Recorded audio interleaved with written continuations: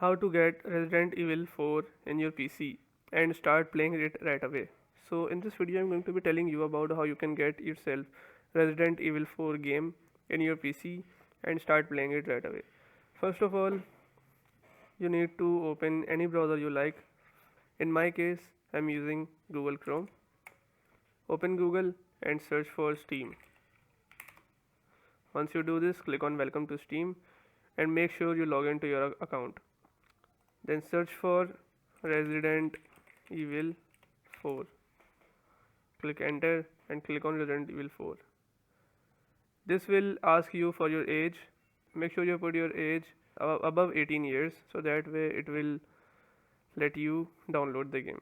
Once you do this, you can download Resident Evil 4 from here. Just click on download and it will start downloading right away, and once the download completes it will be added to your library and be ready to play right away.